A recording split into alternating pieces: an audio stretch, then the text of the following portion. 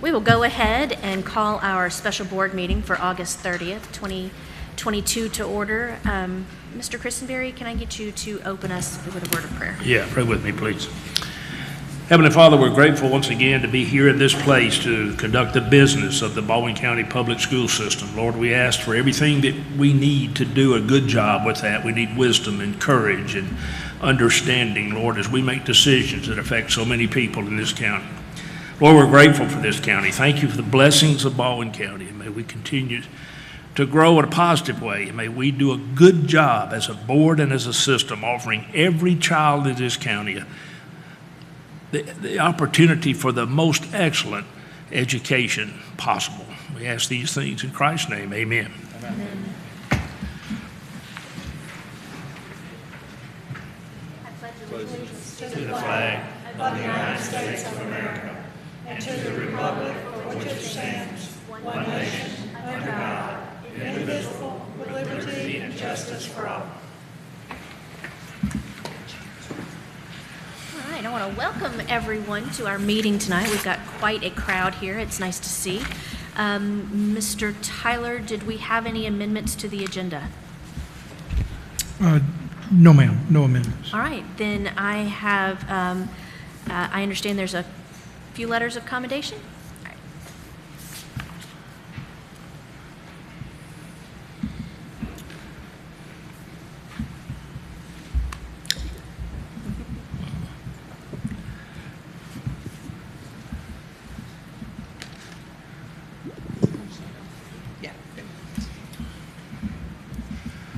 Tonight we'd like to honor Robertsdale High School.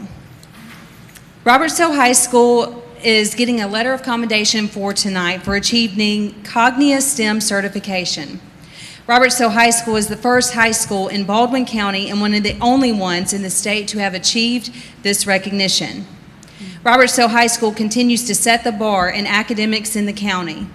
This program would enhance the education of those students that want to pursue a STEM profession.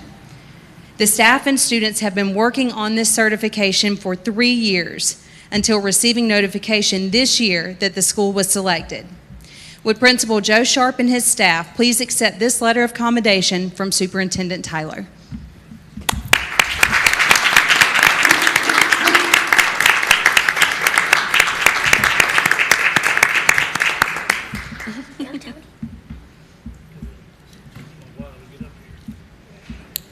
That's awesome. That's awesome. Sure, yes. Mr. Tyler, you want to say something first? You want to just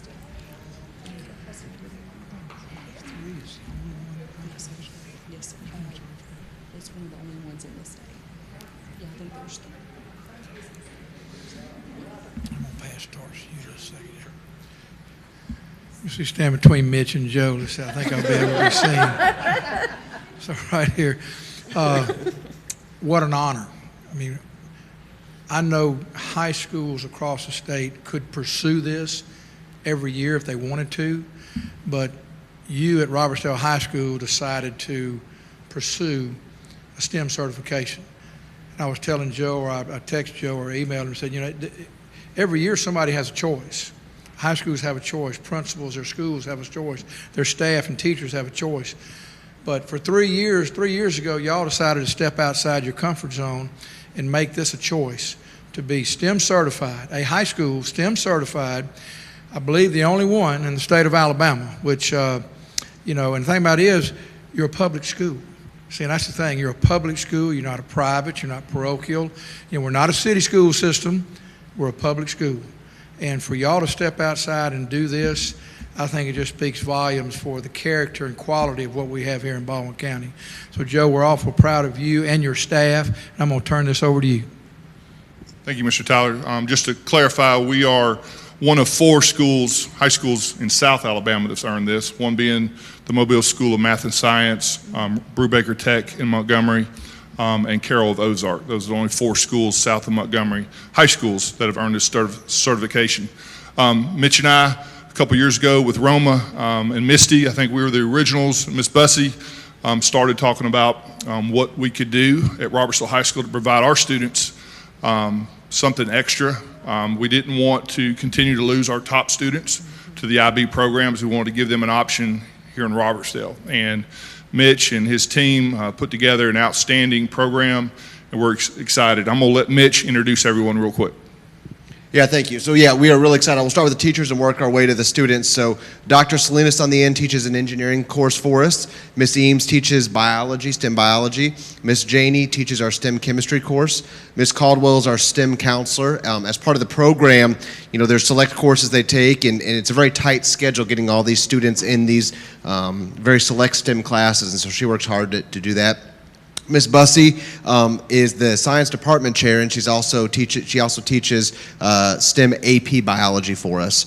Miss Latham actually has the STEM students for a couple of years in 10th grade English honors as well as AP language, which they take as juniors. Miss Gonzalez, she started actually teaching the freshmen in STEM geometry, but now she's moved up with them, and she actually teaches STEM pre-calculus, and then she'll also teach STEM calculus and STEM AP statistics, so kind of the higher level math. Miss Kirby is actually our curriculum leader at Robertsdale High School and does an amazing job, and she is actually, along with me, the STEM co-coordinator.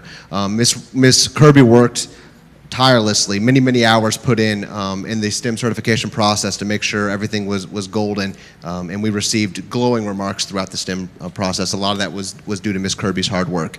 As far as the students, we have 4 of our students represented. Right now we have 3 cohorts at Robertsdale High School. We have a junior group, a sophomore group, and a freshman group. Representing the junior group is Jessica, and then representing the sophomore group is Nicole, Tinley, and Louiselle. And so we are super proud of these students and all the hard work they put in each day, and we're very excited about the future that's in front of them. Thank you, Mitch. Yep. Okay. John, you want to hold that?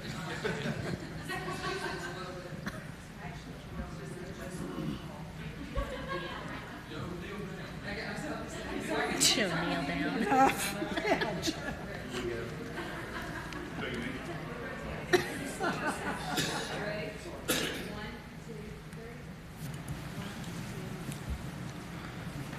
Go Bears.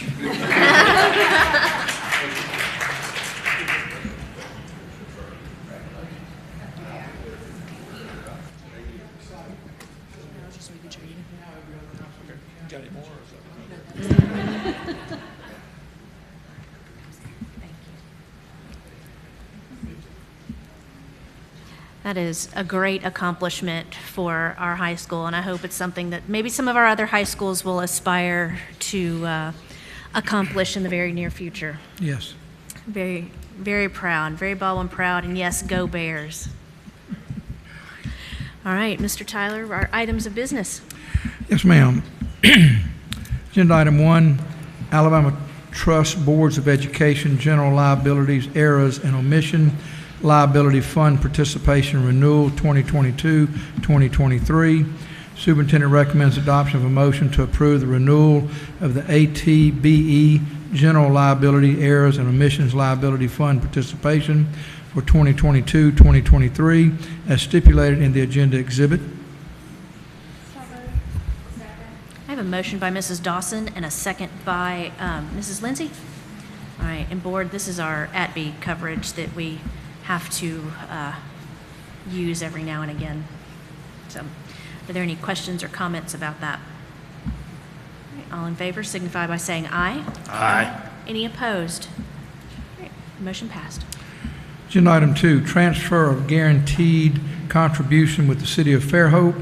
The superintendent recommends adoption of a motion to authorize the superintendent to enter into the transfer of guaranteed contribution in a form similar to the attached in the amount of $250,000 with the City of Fairhope as stipulated in the agenda exhibit. So moved. I have a motion by Mr. Christenberry and a second by Mr. Johnson. Is there any discussion or questions about the item? All right, all in favor signify by saying aye. Aye. Any opposed? All right, motion passes. Agenda item 3, Azaria Curriculum for Grades 3-8 Gifted Education Program. The superintendent recommends adoption of a motion to approve the purchase of Azaria curriculum to be paid from gifted program funds as stipulated in the agenda exhibit. So moved. Second. I have a motion by Mr. Warner and a second by Mr. Christenberry. Is there any discussion or questions? Somebody tell us just a little bit more about this program. Is it currently being used? Is it brand new? It's for the gifted program, is all I know. Actually, do you have anything on that? I know it's one that Dr. Nichol have been checking on, and they have received from another district that have been doing it, but I'm not sure about the details on that one.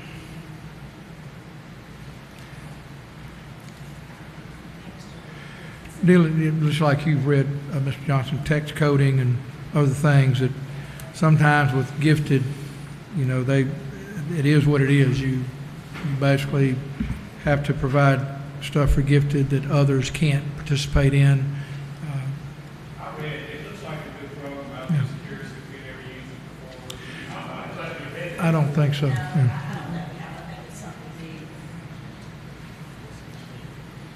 All right, any other questions, comments about the item? All right, then all in favor signify by saying aye. Aye. Any opposed?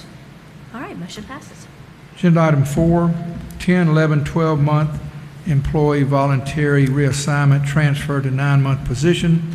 The superintendent recommends adoption of a motion to approve the voluntary reassignment transfer of employees listed in the agenda exhibit provided to board members under separate cover to a 9-month position based on the terms stipulated under option 2 in the agenda exhibit, and to authorize and direct the superintendent and staff to take all necessary actions in furtherance thereof as stipulated in the agenda exhibit. I have a motion by Mrs. Lindsay and a second by Mr. Johnson. Is there any question or discussions about the item? All right, all in favor signify by saying aye. Aye. Any opposed? All right, motion passes. Agenda item 5, rescission of leave of absence of personnel. The superintendent recommends adoption of a motion to approve to rescind the leave of absence of personnel as provided to board members under separate cover. So moved.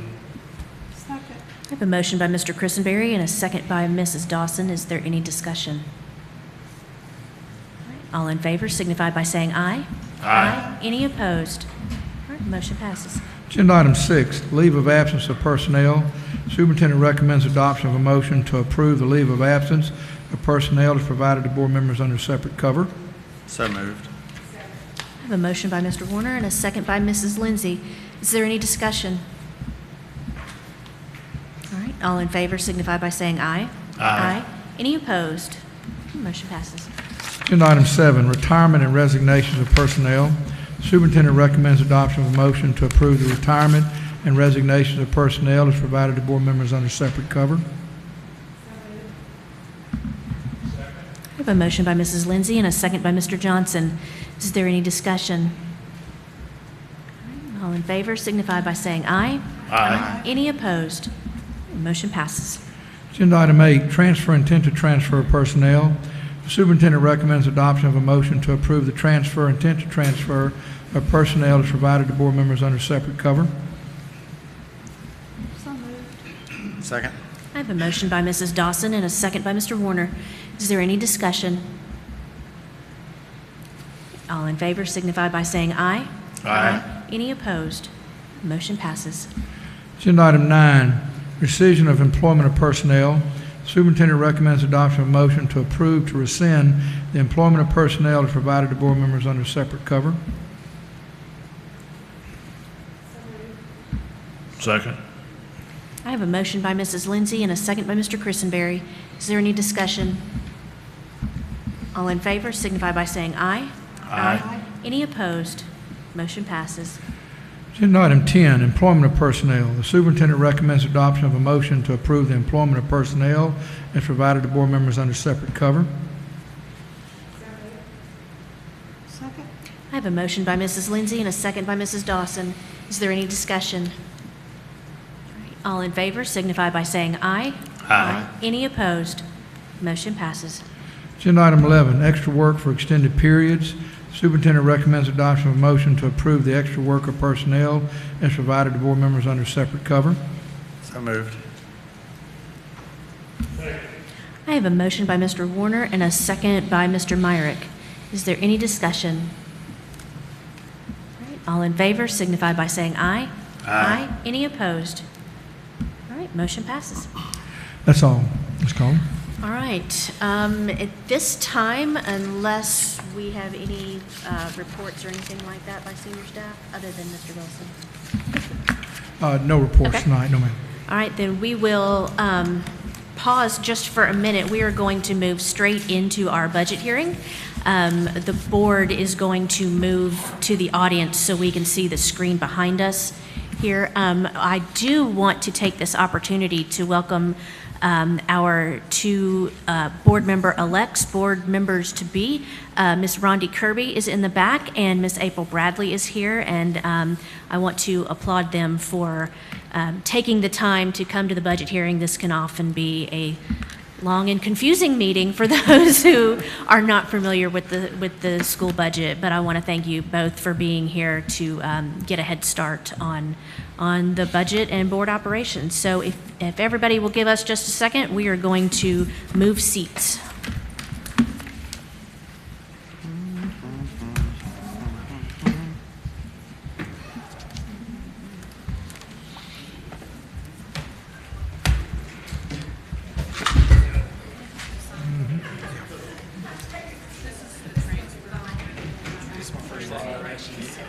Okay.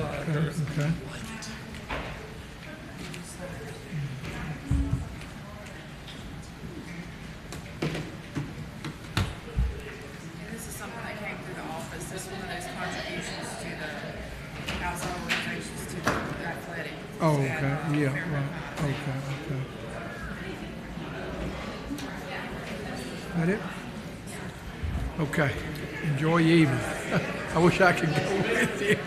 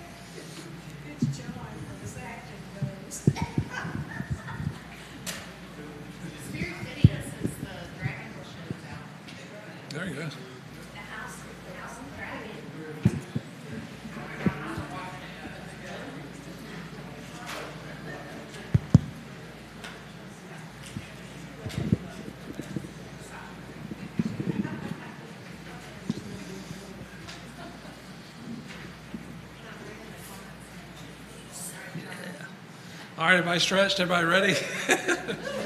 Oh! All righty. I know, it's the time everybody's been waiting for. It's the budget hearing time, you know. Oh, yes. All righty. Welcome to the FY23 first public budget hearing. I want to thank everybody for being here. Just some cliff notes. This was a tougher kind of budget season. A lot of things going on. A lot of changes in the salary schedule. A lot of movement. A lot of new employees. A lot of transfers. A lot of movement going around. A lot of things that right up to the very beginning of school, we saw movement, and you know, we had to deal with the State Department of Education later than I've ever seen it in my tenure as far as providing allocations. We got a lot of our federal allocations mid-August, so we were already in school, we were already running, and then they sent us what our allocations were. I got some confirmation on allocations last week, so it was a busy budget trying to get everything pulled together and everything ready for tonight. So the last couple of weeks, this has kind of been everybody in my department. I want to give a shout out to my ladies in the back row who worked tirelessly. We worked late nights, we worked weekends, we did a lot of things there to try to get us where we were. Thank you to Patsy, thank you Lisa, thank you Ashley, thank you Jennifer for everyone's hard work. And Ashley, you know, thank all the departments that quickly got their budgets to us and were able to move quickly and deal with the normal just chaos of the beginning of the school year and those type things. So, alrighty, before I get into the numbers, I saw this and I thought it was kind of interesting. So, looking at some Baldwin County demographics, and this is something that I haven't shown before in a budget hearing, but Baldwin County compared to state demographics. There's some interesting things to point out here. You can see our student demographics are very similar to what you'll see in the census information and those type things in Baldwin County. What I thought was interesting is that if you look at the Hispanic population in Baldwin County, it's 11%, and you compare it to the state, it's 9.47. I'll get my pointer here. I thought that was very interesting. Also thought students with disabilities, you can see the state of Alabama was right under 14%. You can see Baldwin County at 15.28% here. ESL students, you can see Baldwin County at about 5.5%. The state, about 4.6%. And it's also interesting to look at the state. You can see about 50% of the state qualifies under free and reduced provisions, and you can see it's very similar to Baldwin County there at 47.7%. The state, Baldwin County has a 1% homeless population. The state has 1.22. We do have migrant kids. For whatever reason, some of those student numbers didn't come over. We're still trying to deal with the state on getting clarification on that. But just some interesting demographics comparing Baldwin County to the state as a whole. Also, before I get into the numbers, I wanted to talk about, you know, what's the one thing that drives budget priorities? That's enrollment. So what I have here is I have all of our schools for Baldwin County, and I have our ADM enrollment for last year. And ADM, that's the average daily membership, and that's the average of the 20 days after Labor Day. And I did a snapshot of what enrollment was showing last week as of August 22nd. I highlighted a couple of areas here. First of all, I'll start looking at, you know, the virtual elementary school. Right at 200 students. So that's something we're going to be watching. As a virtual school, you drop below 250 students, you lose all your state funding. So, is that because of COVID, or is that like going back to brick and mortar, or is that? Yes. I think there's a lot of kids that are going back to brick and mortar. I think that we're having to kind of remarket the virtual school. I mean, a lot of that got a bad rap during COVID and everything that we were having to handle. So it's kind of a building process. I wanted to point out Bell Forest Elementary, by far the school that grew the highest number-wise, highest percentage. If everybody remembers, that school opened up in 2020. I think it had around 650 kids, and we were right under 1,100. And these numbers aren't including pre-K numbers either. So that one is kind of waving a lot of red flags, those type things. I'm afraid we may have portables next year. You drive down 181, you see apartments everywhere you look. You see development that is just unstoppable. And I think there are thousands of lots that have been approved and they haven't even started yet. So that's something that we're going to continue to look at. You can see Daphne High School has Jump Frog to be the largest high school in Baldwin County, at over 1,700 kids there. Foley High School back over 1,500. Robertsdale Elementary School back over 1,000. Robertsdale High School back over 1,400. If you see the bright yellow, those are the schools that were rezoned with the opening of Stonebridge. So you can't really look at those numbers. I just wanted to highlight that. But you can see that Stonebridge, we were estimating, I think our estimates were showing about 480 kids, and we padded that a good amount to start the school year. We're over 500 now, so we continue to see that school growing. So you can see year over year, that's a pretty big jump. That's about 1,200 kids and those type of things. But to show the true picture of this, I wanted to look at us pre and post COVID enrollment.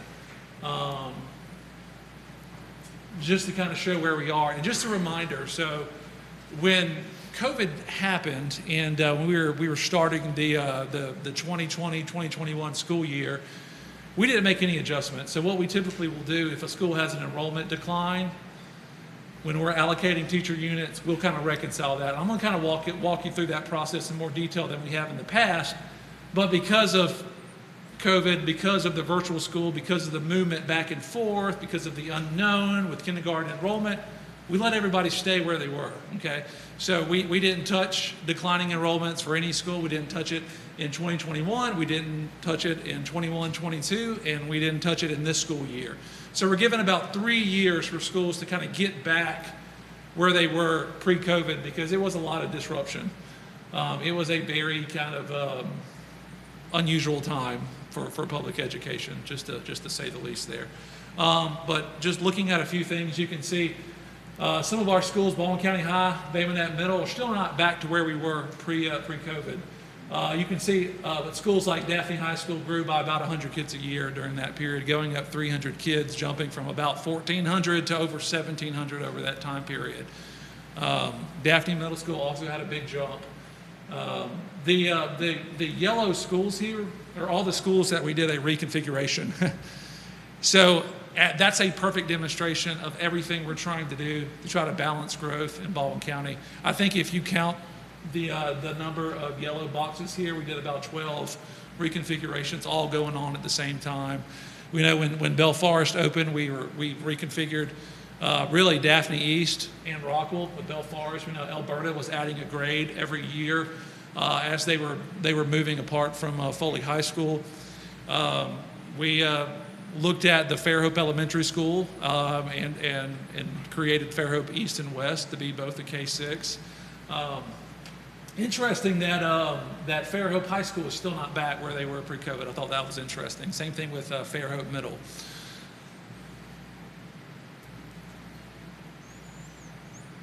You can see Foley Elementary and Mathis were rezoned in that period of time. Foley Middle is still kind of struggling where they were from 2019 compared to where they are now. You saw some increases in some of our schools that are in more rural areas, some of your Perditos, some of your Rosingtons. You can even say some aspects of J. Larry Newton, we saw big increases. I don't know if coronavirus had anything to do with that or not, or just that's just where a lot of growth is heading, because a lot of these other areas are a lot of families have been priced out, or they don't have the availability. But if you kind of look at some of these numbers, it's interesting. If I go back here and look at Daphne East and Bell Forest, if we wouldn't have opened Bell Forest up when we opened it, we'd have a Daphne East with over 2,000 students in it, probably close to 2,200 students. If we wouldn't have opened up Stonebridge this year, we'd have Rockwell pretty close to 1,800 kids in that elementary school. The same thing, if we wouldn't have opened up Mathis and done the reconfiguration there with the intermediate school, Foley Elementary would have been knocking on the door of 2,000 kids as well. So we are staying in front of it, but just barely keeping our head above water with this tremendous amount of growth that we've seen in Baldwin County. So I wanted to show this just to kind of get a picture, in that we still have some schools that have jumped. We have some schools that are pretty flat compared to where they were in 2019. We have some schools that are still below. And so as we plan for not this school year, but the next school year, we're going to have to kind of take a look at that and make sure that we can get everybody reconfigured on an equitable basis. And I'm going to address that in a slide further down. But you can see, if you look at our system-wide enrollment going back about 15 years, you can see that we've been straight up, and the last couple of years have been different.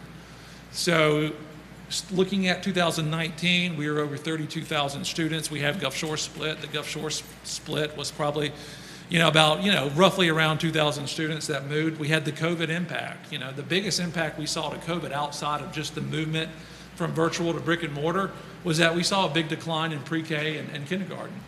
I think, kindergarten's not mandatory in Alabama. I think that there were a lot of families that just in an abundance of caution decided to hold and enrolling their child at that period of time. You can see the next year they all came back. That creates some challenges for Baldwin County as well. Kindergarten, you set up, every year sets that base, that foundation that grows upon each other. So, and then as we rebounded back this past school year, now we're dealing with Orange Beach that broke away for this school year. So, but I fully anticipate that when I'm presenting this time next year, we're going to be right back where we were in 2019. The city splits, coronavirus, all these things will be just a blip, and we're going to be back to growing at a phenomenal rate that we're all used to. And I also want to say, if there's any questions, comments, those type things, feel free to stop me at any point in time, ask those questions. Happy to have discussion. Go in any direction you guys want me to do. That's kind of what we've done in the past. Just, this is a public hearing, so it's open for any type of public comment or anything that you guys would like to talk about. All right, so some budget fun facts. So this is back. So it's not as big as it has been in the past, but it's still, if you go line by line, our budget was about 870 pages long. Printed out, it would kill a lot of trees if we went line by line there. But this budget is comprised of 77 different sources of funds, looking at state, federal, and local. And looking at those funds, most of those funds, approximately 90% of those funds are earmarked and restricted to only be used for designated purposes. So that's one of the challenging aspects, that you may look at the bottom line number of the budget and say, hey, they have this amount of money. You don't realize out of that, all 90% of those are earmarked. They have to be spent for a certain reason in a certain time, and those type things. And that's one of the challenges that we face as a school system too. And we're a big operation. So, we're looking at an operating cost of anywhere from $28 to $30 million per month, with payroll about $25 million of that.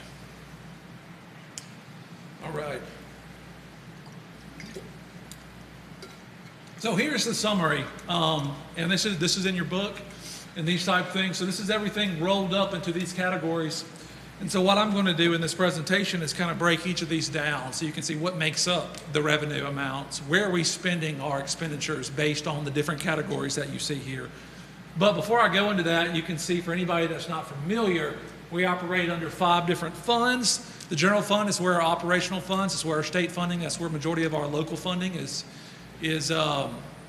occurred, is what I present every month to the board, because that's our main operating fund. Special revenue, this is where a lot of our federal funds are coming in. This is a lot of restricted revenue. C&P is in special revenue. If you have school, the local school fees that they collect and those type things are included in your local revenue. The 0.4 sales tax that we receive, that's earmarked for maintenance and those type things and building purposes, is in special revenue. Debt service, obviously that's pretty self-explanatory. Capital projects, that's where our big construction projects, as well as our capital maintenance projects, and where we purchase school buses from. And fiduciary expendable trust, those are kind of like the non-public funds, or the funds that the schools hold on to, but don't really have a say in it. So those are your clubs, your boosters, your PTAs, all of those type things that are running through the school's books, but it's not the general fund that has the discretion that the principal can make those comments on. Yes, ma'am. Will that fund be where CP reimbursement, not CP, kids who charge? Yes. Who charge. Yes. That fiduciary. So that, so if someone was to set up a fund with the school, I would like to set up a non-public accounts where I can set up contributions, people to donate to cover lunch charges throughout the year. It would absolutely go into that fund. So here's a quick little description of these fund sources based on what I just went over. So what we're going to start is we're going to look at revenue, and so I'm going to dive down into each of these categories so you can kind of see what's going on with our state, our federal, and our local. You can see some of the declines here. So a lot of these are based on one-time funding, and I'm going to talk about that. The state bond issue that we realized last year, all the ESSER funds that we're continuing to draw down, I'm going to go into that with federal. Local, I'm going to talk about what makes up that amount. Now, when we're looking at it, it includes all of the funds, all of everything. Local revenue not only includes our tax revenue, includes the local school revenue, includes cafeteria revenue. That's not USDA. It includes all of these type things. Other revenue is the one I don't really go into, and that one is really just miscellaneous items. When we sell land, when we sell equipment, when we sell old buses, when we get rebates, whether that be E-rate or rebates based on the CMP program, those kind of stuff, it goes into other revenue. It's kind of hard item to kind of plan and budget because it's kind of unexpected there. So, but you can see, looking at it as a total there, about a $14 million increase there as well. So this is kind of how it breaks out. So if you look at it for this budgeted year, you can see local is at 43.4%, state's at 41%, and federal is at 15%. Now, normally federal is about 8%, and it's the coronavirus ESSER ARP money that's really driving a much higher amount than we've seen in the past. Now, and I'm going to talk about this, but that's one-time money, and it all goes away in '24. Yes, ma'am.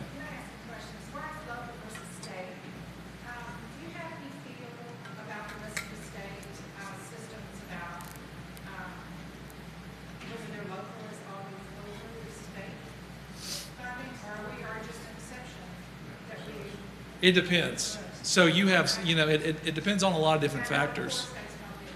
I would say majority of the states are much higher on state funding.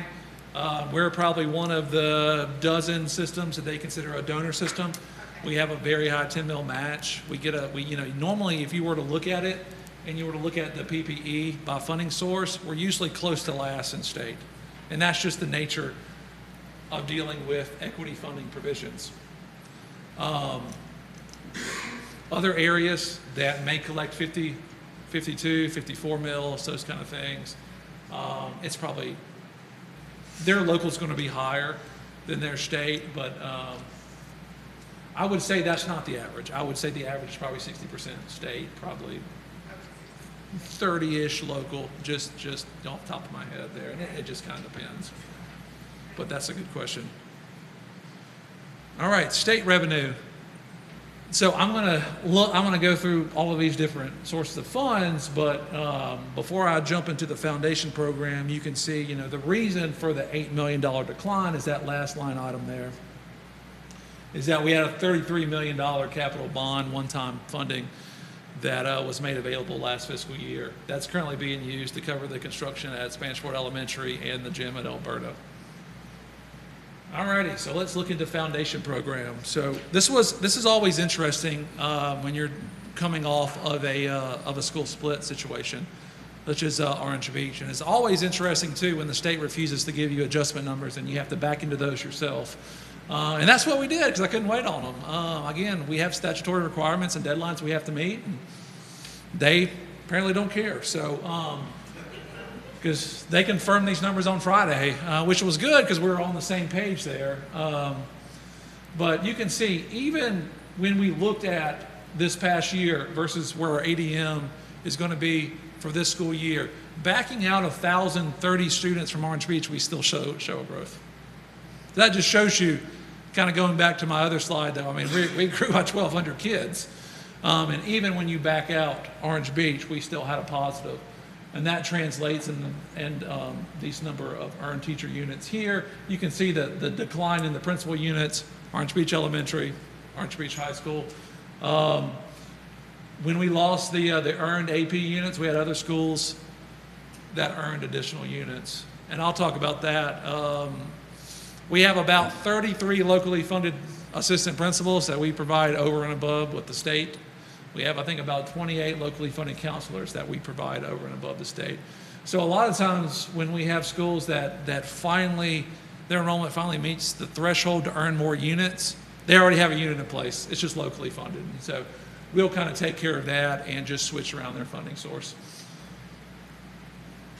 And for anybody who's not aware, the average daily membership is basically how this is collected. So this is the 20-day average, the first 20 days after Labor Day of the previous school year. It does not include pre-K students. And on your sheet here, in the very back, you can see there's a supplemental sheet, and it shows the number of employees for every school in Baldwin County. It'll show how many they earn, how many state units, how many federal units, how many local units. And so you can kind of scan through that, and you can see, and you'll see on local teachers, you can see about everybody is ranging from about 4 to 6 locally funded teacher units directly at their school. So based on the total unit amount there, we calculate the salaries.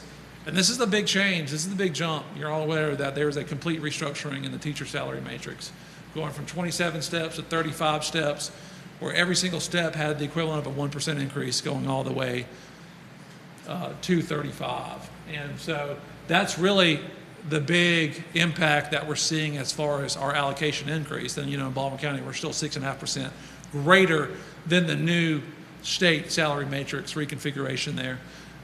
With more salaries, your fringe benefits are going to increase because a lot of those are based as a percentage of your salary. We saw that increase. Other current expense, that is the one item in the foundation program where we have some discretion on how do we spend that. I spend every cent of that on personnel. So I'm going to talk about that. I think we have about 560 people, normally all classified, that work at the school level that we use to cover the current expense there of that $40.1 million. And then anything that we can't cover with current expense and foundation, that's where it rolls into local. And I'm going to talk about that as well. So looking at our classroom instructional support, you can see our CIS money jumped from $700 a teacher to $900 a teacher. So a nice jump. That money was made available to all the teachers starting July 1st. We have this, what I think is the program that allows us to front that money, Class Wallet. It's a very cool program. It's linked into Amazon, about 100 other vendors. You don't have to worry about a PO. You don't have to worry about dealing with, did they charge sales tax? Did they not charge sales tax? Those kind of things. It simplifies the process, lets the teacher buy what they need. And there's just a quick approval process by the bookkeeper and the principal to make sure that it's allowable. Once it's allowable, it's done, sent to the school, and they all have a virtual wallet. So I just think it's important that we're aware of this. We always see the social media posts, and we always see the things about, I don't have any money for my classroom, I don't. Now, if you're a new teacher, you may not be able to get everything you want in year one. But again, you can imagine you're getting $900 a year every single year. You're going to be able to build up to that point. So, I do think that, having to come out of your pocket, having to do that in the classroom, it should be rare at $900 for every teacher. That doesn't matter if you're state, you're federal, you're local, doesn't matter. We only get for state funded, but we cover it for everybody across the system. Do we still have a problem with teachers not using that money? Like I remember years past, at the end of the year, having to, Yeah. you need to spend your money, spend it, or it's got to go back to the state, spend your money. So not as much as we used to, and really the big thing is that we've been able to align it to the school year. And so the funding doesn't come available until October 1st from the state, but I front it to the tune of about $2.5 million. So we can have it available July 1st. So teachers can get in there and they can buy it, they can start working on their classroom. Now, in order to do that, I tell everybody, I need you to spend it by the end of May.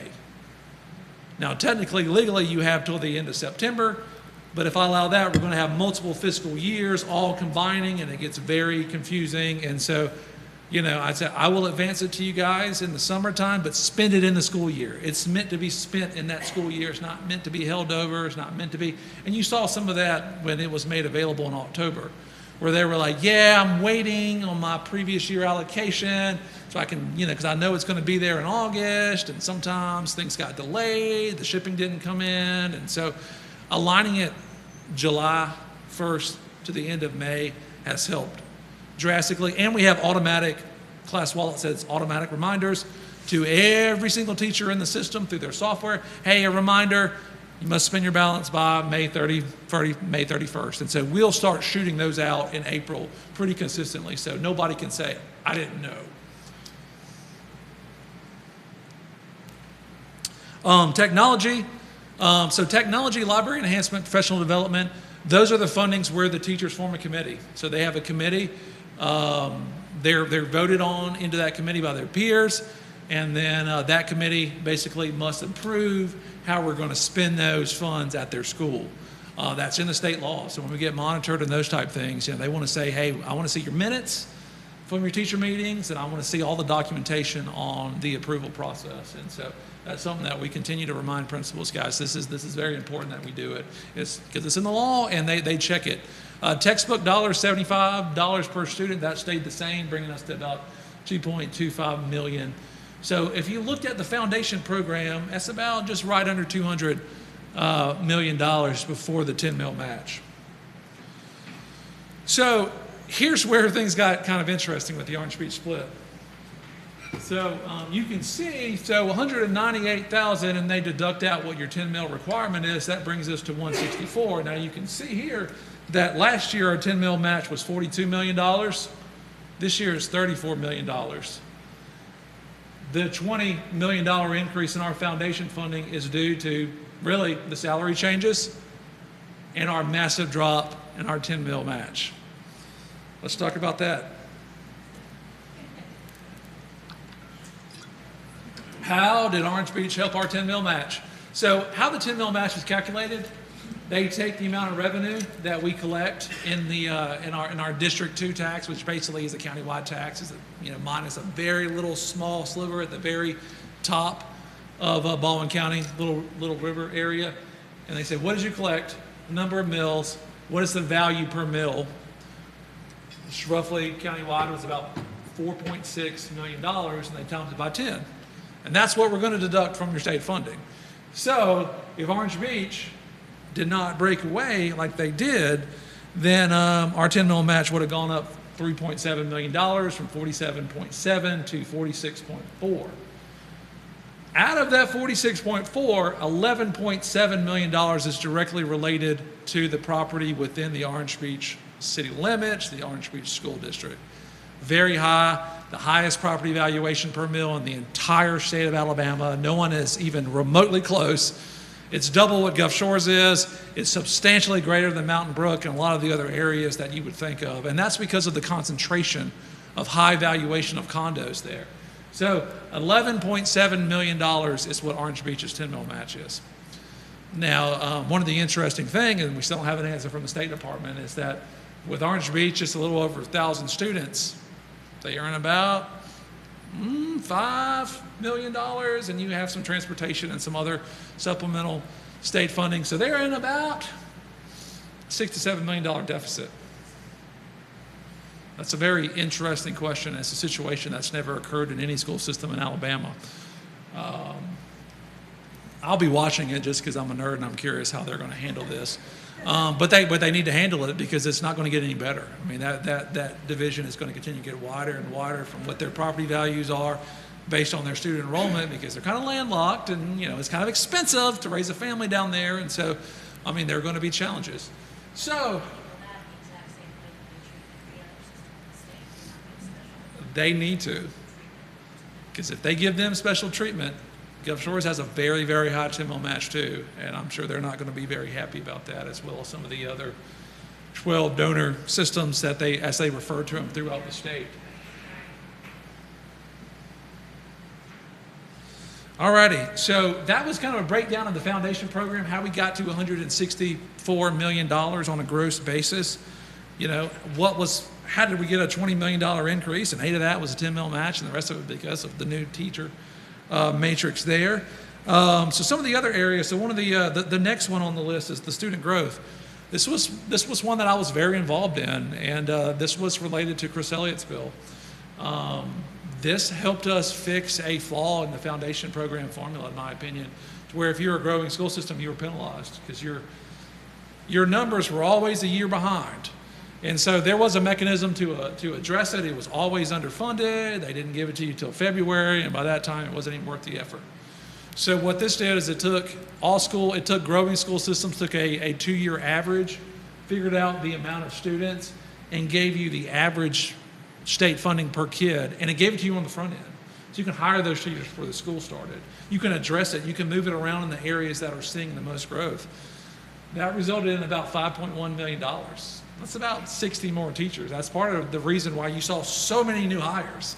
And I think every week Tiffany was having a new hire meeting with 80 to 100 people in it. It's also one of those that we're going to have to manage. It's one time. It depends on what those student growth numbers are. It's also going to depend on what the amount per student that the state gives you. But it's good. And so for the first time, we're finally not getting penalized for bringing a growing system in Alabama. Next, the teacher stabilization. That was a one-time funding that was done throughout the state. And a lot of that was because so many systems lost enrollment during COVID. And a lot of that was based on your kindergarten. A lot of that was based on other people that decided to go to, if they didn't go to our virtual school, they did another virtual school where they did a lot of those programs. And so that was a one-time funding place. That's why it's 0 for 23. Teams. So we have about 121 Teams teachers. And so if anybody's not familiar with Teams teachers, if you're teaching in grades 6 through 12 and you're teaching all day science or math, then you are qualified for a much higher salary. You have to sign a contract. There are provisions of professional development that you have to maintain, whether that being STEM certifications from national boards, and you waive your tenure rights. But again, we all need math and science teachers. So if you're a good math and science teacher, you don't have to worry about tenure rights because you're in demand. So we were allocated about 300 positions. We had about 121 teachers apply. Still working through that for this school year. HR is still processing that. You probably had a lot of teachers that were a little nervous the first year, not sure, and they saw it's a pretty smooth process. They saw their peers getting a pretty substantial pay increase. So I think that we'll continue to see those numbers increase. Transportation. I appreciate Tony and his guys being here. They do a great job on that. So looking at our state funding, we did see an increase of about $1.2 million on the transportation operations side. In our budget, we've got over about $15 million. So even though we did see an increase, we're still having to plug about a $2.5 million gap in our transportation operation funding to be able to cover that. $1.2 million alone is just related to diesel, gas, which has gone up, as you all know, 30 to 40% from where we were last time. Transportation is just one of those items, even though we keep hearing we have a record ETF budget, record money, record numbers, they will never fully fund it. I guess it's just not one of those sexy items that, it's just, I'm like, you have the record money fully funded for once, but maybe next year, probably not. Just being realistic. So capital outlay, so this is good. So when I started in this role, so any of our state bonds, we had to use the capital outlay allocation to pledge against it. So we had to take what we were going to earn and we had to back out our principal and interest payments on that. So when I started, it was about $3.5 million of state pooled bonds. This year, it's just barely over $500,000. So we have paid off a substantial amount, and we're very close to having no more state bonds. Yeah. So that means we get to use a much larger chunk of our capital outlay budget than we ever have in the past.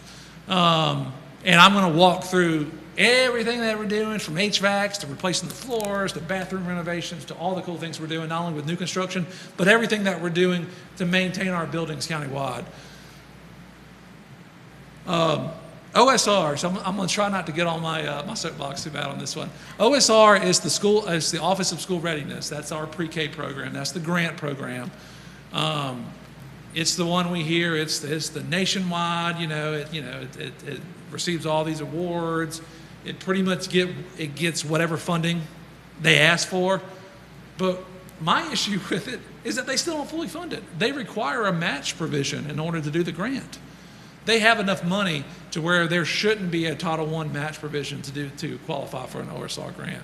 I mean, we're using about 30% of our title budget to meet the OSR allocation, which doesn't make any sense. They have the money there, fully funded. But again, they're not a part of the State Department of Education. They're a completely different organization. They're on a different fiscal year. They have different rules. It's a lot of bureaucracy that kind of makes this process very difficult. In my opinion, I'm like, let 4-year-olds count in your ADM count and offer it to preschool throughout the county. But that's not where we are there. The reason why they're a separate organization is that a lot of that money goes to non-public entities. It goes to churches. It goes to a lot of these entities. Are they required to pay a match?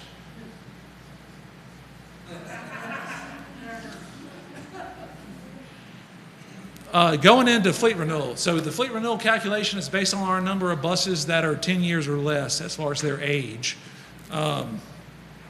This is one of the areas that it took a long time to get back when I started. Jean took out I think in 2007, she took out a lease. And in that lease, it was funding about 90 buses for a 10-year period.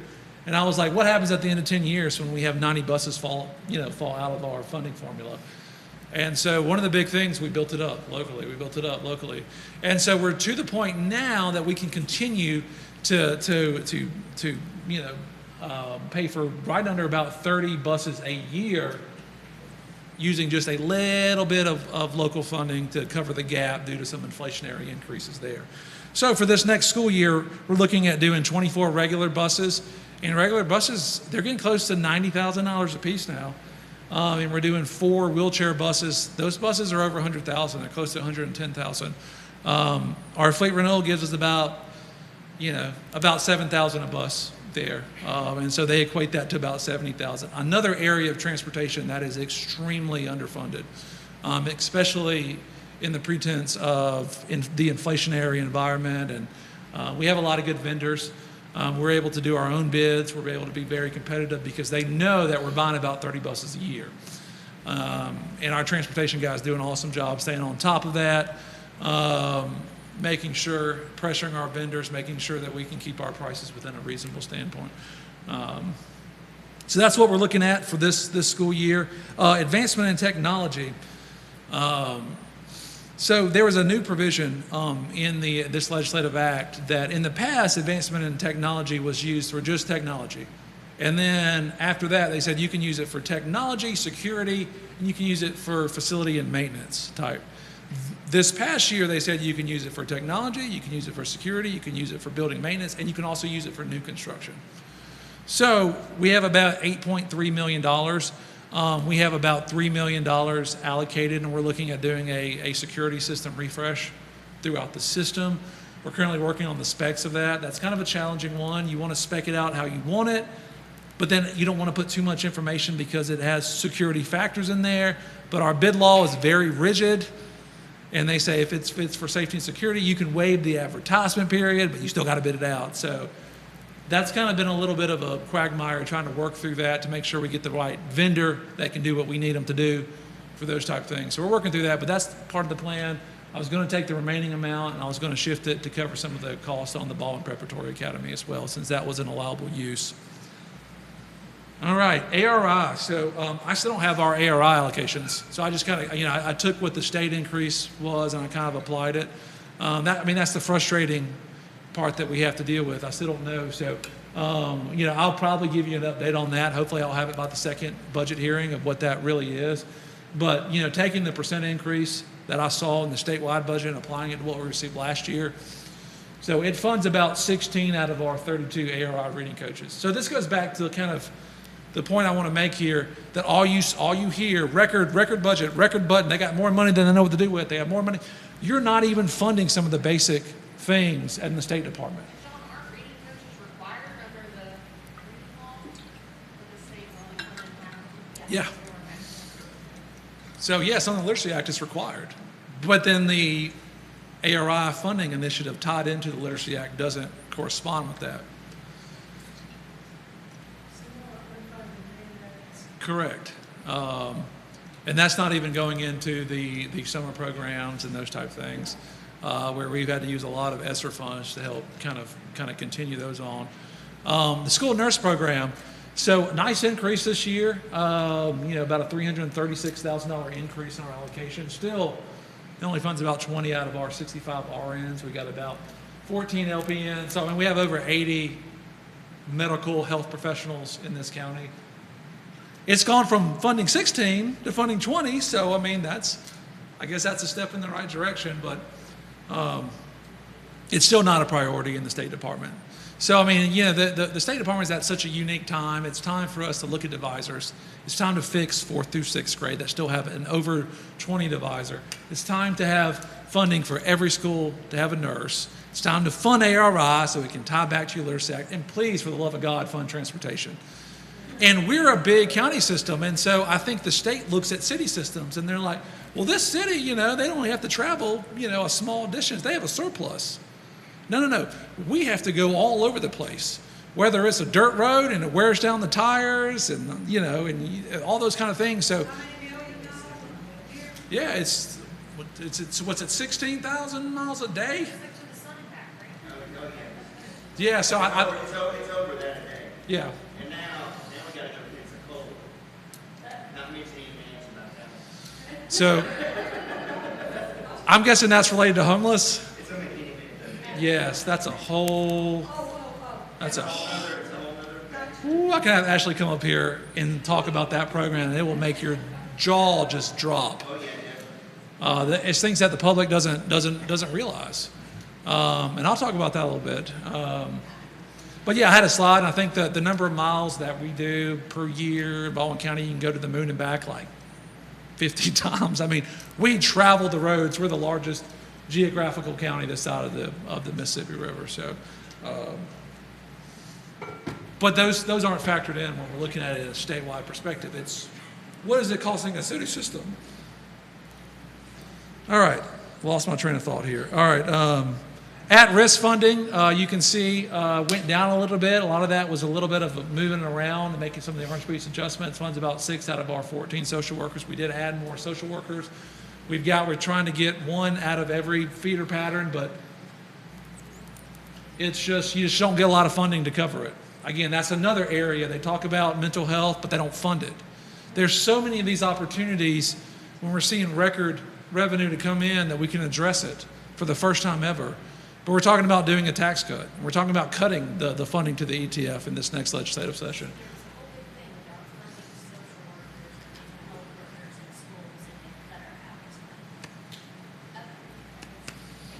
Yeah, it makes sense, right? I mean, these are the things that the news doesn't cover. They don't cover these things, but this is the reality of where we are. Career tech, operations and maintenance. Alabama, ESL, English as a second language, that stayed about flat, funds about 8 out of our 43 ESL positions throughout the county. Again, if we don't get state funding, we can't cover federal, we got to cover it locally. Preschool, so a nice increase here. This is really kind of special ed preschool. So for a special ed student, they're 3 years old, we got to take them. For ESL, your title money that you get from the Fed, you can't use to cover. Yeah. Yes, good point. So our ESL, yes, okay. All right, so Title III, I see Ashley over there laughing. So our federal funding for ESL, they say you're not allowed to hire teachers with it. You can't hire teachers. You can do interpreters, you can do paras, you can't hire teachers. Makes sense, right?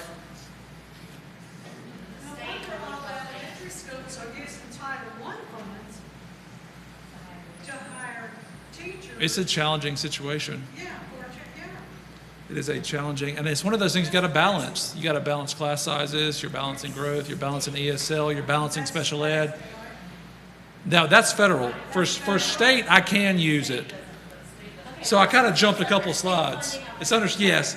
So I'm going to talk about Title III, but yes, I can use it. So we have 8 out of our 43 teacher positions funded with state ESL. That just jumped up very recently. So, I mean, I'm glad that it continues to rise. I'm glad to see it over $1 million. It's going in the right direction. Hopefully we can continue to get traction that, that's an area that we're seeing a tremendous amount of growth in countywide as well. Gifted education, we did see a nice $220,000 increase in that to right under $400,000. But think about it, I mean, we're a 31,000 district and we get $400,000 for gifted. Other than that, you got to cover it locally. Is that the fund that we use tonight to fund the program? Yes, sir. Okay. Question. Yes, ma'am. Difference between preschool and OSR training. So preschool is SPED, special education. So when we have, 3 and 4 year olds, that special education, that's where it's going. OSR is just regular, it's the regular preschool program where there's a lottery and those type things to join, and I think it's in all of our Title I schools where we have to make a substantial match in order to get that grant.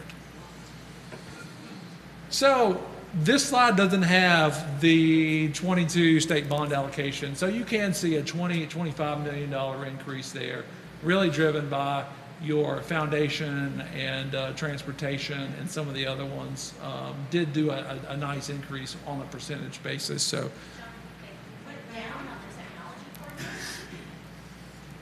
they did, yeah, and I think some of that is they made some weird adjustments between us and Orange Beach at the last minute. And Homer, man, you got to pick up your lobbying skills, Homer. Come on now.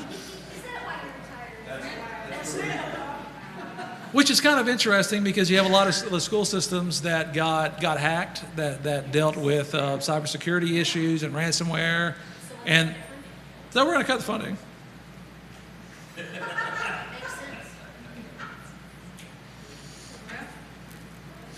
All righty, so that wraps up state funding.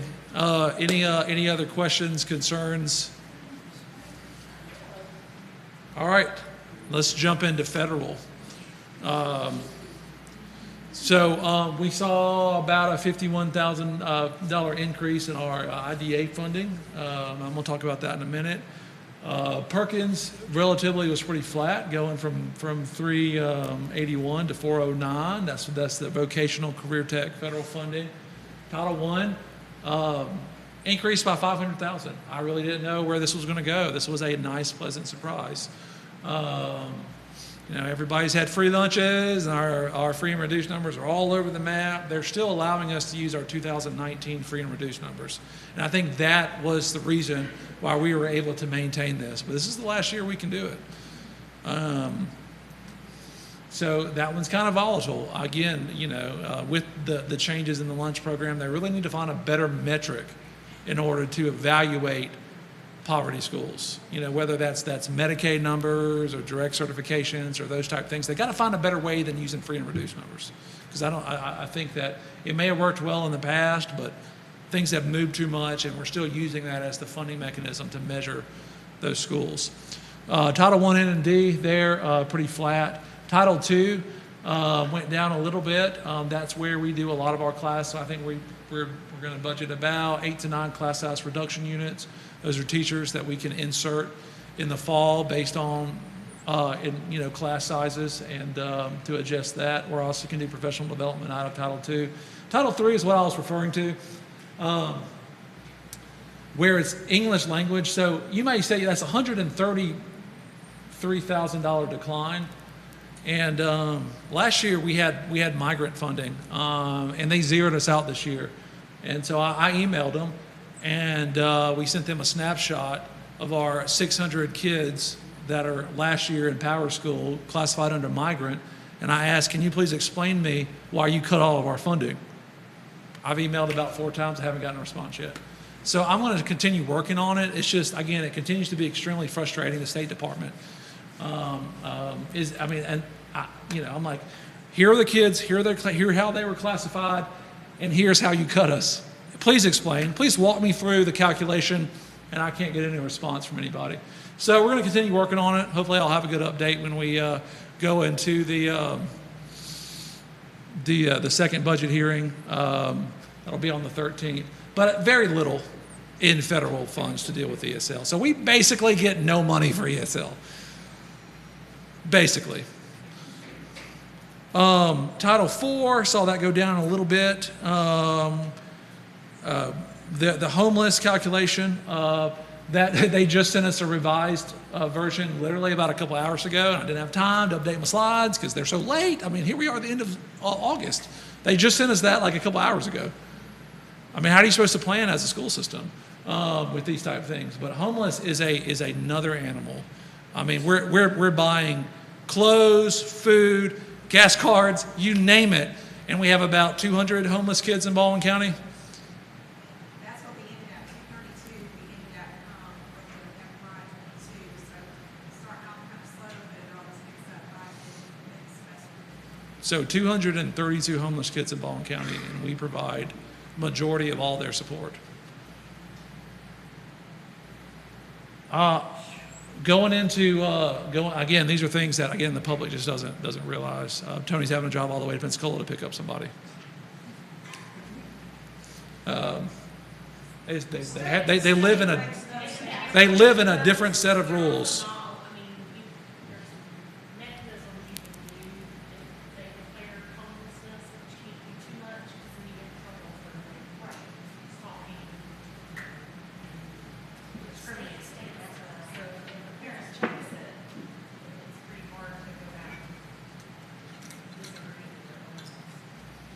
Is that a situation where somebody lived over here originally and lost their home and went to Florida, and now we are providing transportation Probably, for yes. them back over Yes. here? Yes, because we're the home base school.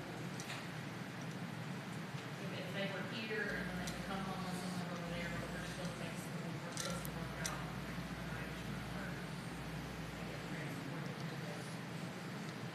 I think Ashley could stand up and shock everybody with her stories.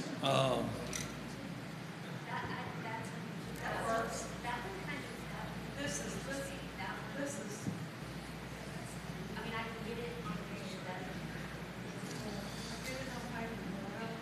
All right, so I'm gonna walk through ESSER in another slide. USDA, those are the free and reduced revenue estimates. Department of Defense, they cover half the cost of our ROTC teachers throughout the county. We get a couple other federal grants for job coaches and a few of those things on that bottom category.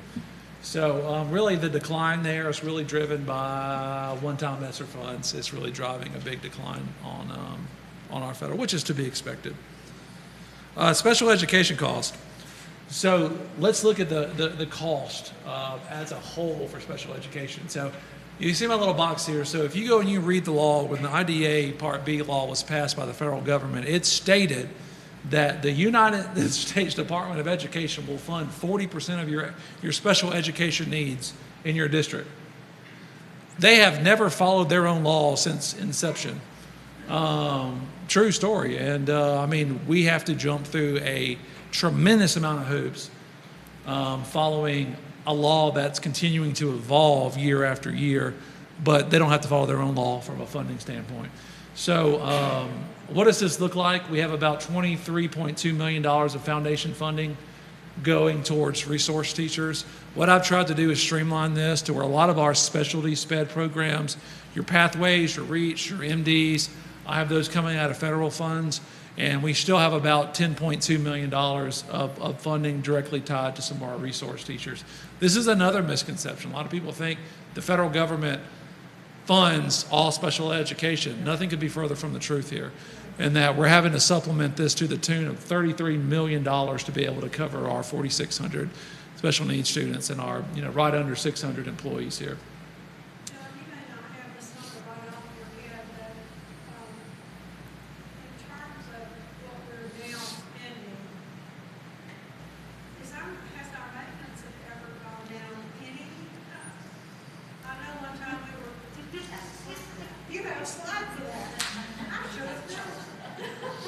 So, yes and no. So you can see that, and for our seasoned board members, you saw every year I would show this chart, and I would be like, oh my God, guys, this is straight up. Oh my God, like, are we going to be able to sustain this? And then, we saw a drop. We saw a Gulf Shore split. We saw some of those, and we saw a drop in our SPED population directly related to coronavirus. I think a lot of those kids are very fragile and those type things. So yes, so we saw a drop. So you see a drop in your student enrollment. You can make some adjustments there. We did see an increase this year, and the increased teacher matrix for the special ed for those people is going to increase our maintenance of effort as well, because the cost of salaries and benefits is just going to increase. So it's going to happen. We're a growing system. You just have to make sure you can maintain it. So what maintenance of effort is another fun little federal law that states that whatever you spent in state and local funding the previous year, you can't spend less than that for future years. So you have to manage that. So if you spend, so you can see that $32 million in state and local funds that we're spending on special education, we can't go less than that. Every year it sets a new baseline of what you have to monitor. You get into it like looking back into 2009 and 10 where school systems were riffing and those type things. They're like, I don't care what your funding situation is, you can't cut it. Even if your student numbers really fall, there are minor adjustments you can do here and there. For the most part, it's not. So we have to follow those rules, but they don't follow their rules as it comes to funding it. So then what we were spending in 19, and we dropped in 20 and 21, we're still having to spend what we spent. We were. You can make minor adjustments based on a drop in your enrollment, minor, but we were still having to maintain that. So we were very high. We were able to maintain and keep it pretty flat. We're still spending 30 plus million. No, we're really not. We're managing it.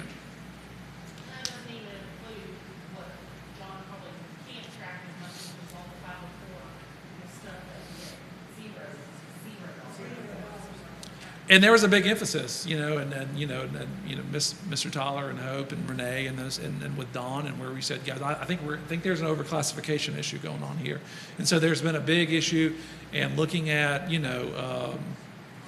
RTI, thank you, really ramping the RTI process, really evaluating that. Just because a kid has a behavior problem, there are other ways you can accommodate that, 504, those type of things. You don't always have to immediately put them in a special education category. John, that's the chart that I gave y'all tonight, what we're doing with RGI as far as discipline, and that we're going to school working on those partnerships, curriculum, to develop that. We're at 5 schools already, but that's taking place. So here's the student chart in blue, and here's the funding chart in red. So what's interesting is that our funding numbers don't actually track your SPED numbers. It looks more at the census, looks more at free and reduced than it does your actually SPED numbers. So again, we were trending in the right direction. You want to try to narrow that gap between your student numbers and your federal funding. Unfortunately, our funding stayed flat and our numbers are back, rebounding back up. So again, just another item that we have to balance. Did Orange Beach split have anything come Very little, very little. We gave them a wheelchair bus, and they don't have any students down there that even would qualify, but that even need a wheelchair bus.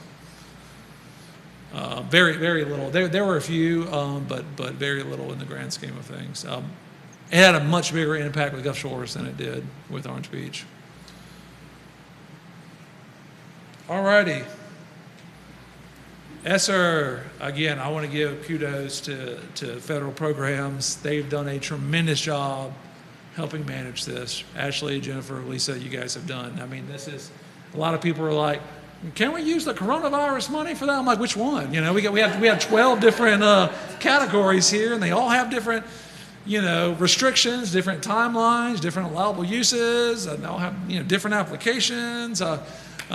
Just with anything with the federal government, it just has a lot of bureaucracy to follow it. Well, let's do a quick update here. So at the very top here, you can see this was the pot of money. This was the coronavirus relief fund. It was money given to the state. They allocated that to school systems throughout Alabama. They said, you got to use it for health reasons. We were able to actually reclassify some of our nursing salaries here. And this one, you got to use it for, remote learning devices. Easy. Let's buy some more Chromebooks. We had to spend it by the end of, last December. Done. No problem. The first round of ESSER came, and that was $5.1 million. We have to spend that by September 30th of 22. Done. And again, all of these applications, everything that we spent, those were all in previous board agendas, and that was, I was trying not to, because we got a lot to cover, I was trying not to go too involved in some of these things, but we were able to cover a lot of things. We were able to cover Chromebooks, we were able to take a software license, we were able to do bottle fillers in the school, put additional filtration in the HVAC systems, be able to continue to buy, medical type things in the nursing room. I mean, we were able to do a tremendous amount of things. The one thing that we didn't do is do personnel with it, because this is a one-time funding source. And if you hire personnel, I know other districts have, they've used this to hire personnel, and that personnel is going to get tenured, and all this funding will go away. That was one of the big things. I was like, we cannot dig ourselves into a hole like that. We had our GEARS, which was the, I guess that was kind of like the governor's pot of money. She allocated some out for schools. That was $1.8 million. That had a spending deadline of September 30th of 22. That's covered. We used a tremendous amount of these two funds to do the Summer Literacy Act. So in order to get teachers to agree to work in the summer, we had to pay them $250 a day to do it. I mean, that's the only way that we could be able to get enough teachers to fund basically the requirements that were mandated to us to host that. We had to provide transportation to these kids in the summertime. This next year, we're not only going to have a literacy act, we're going to have a numeracy act. We're probably going to have to open up the cafeterias. They're going to be year-round school pretty much with no funding. Yes. So, so I mean, this was kind of a blessing. I mean, we've been able to utilize a lot of these things to cover the tremendous amount of unfunded mandates from the State Department of Education. But again, as you can see here, these, everything we got until the end of 24 deadline. So we had some additional homeless money. This is some of this is almost more trouble than it's worth, to be honest with you guys. And then we had ESSER, and then we had some ARP IDA money coming in, where we were able to cover some of the costs of some of the wheelchair buses that we purchased this past year, and also able to do a refresh, buy a lot of materials and equipment and those type things that are needed in some of our MD rooms and pathway rooms and those type things. So that was a good opportunity there. We had our second round of ESSER 2 money, which was 20.1. We've spent about 11.4 million. We're probably going to close out another 400,000 by the end of this fiscal year, meaning this next month. We're going to roll over about 8.3 for this next year. We have to spend that 8.3 in this next fiscal year.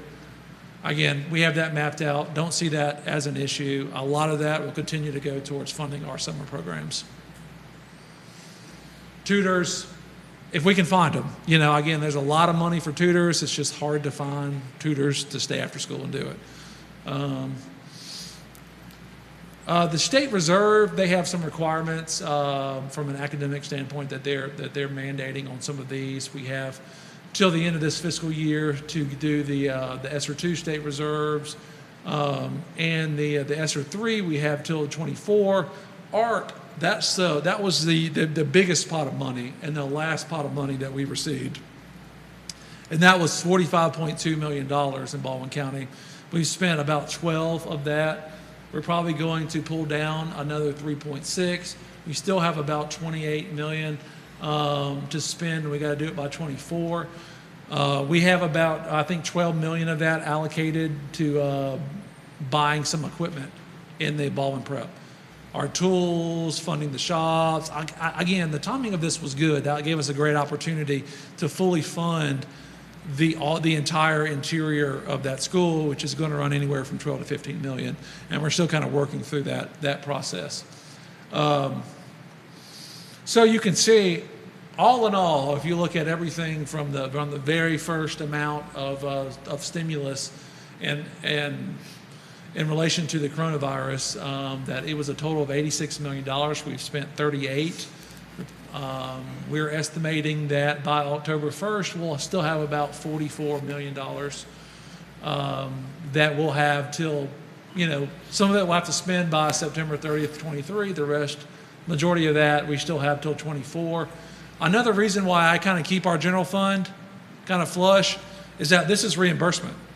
So you got to spend it locally, then you got to submit a tremendous amount of paperwork, then you got to wait forever, and then they give you the reimbursement.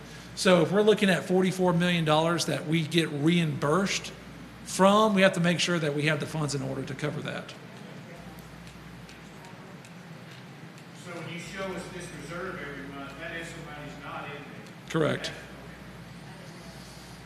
So what I'll do is I'll make a transfer and I'll put it in a special revenue to cover the cost of that. And once we get reimbursed, then I'll move it around. So another item that you just kind of have to plan.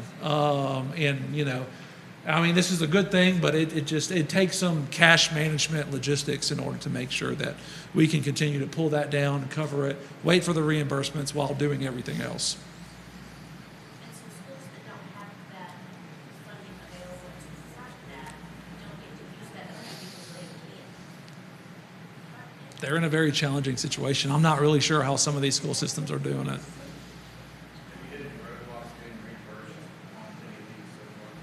Nothing substantial.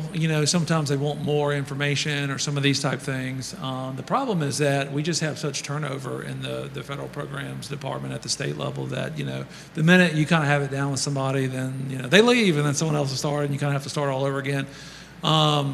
Nothing too bad. If it was getting too bad, I'd start screaming at them. But nothing that we can't manage, nothing that wasn't really outside of expectations, just based on what we normally see with the State Department. So I'm sorry to bash them so much, but they have been pissing me off, man. I'll tell you what. I'm like, the job's hard enough, guys. Do your job, All righty, let's roll into the child nutrition program. So the largest restaurant in the entire county. So, about 435 meals a month. That's your breakfast, that's your lunch. Some schools have snacks.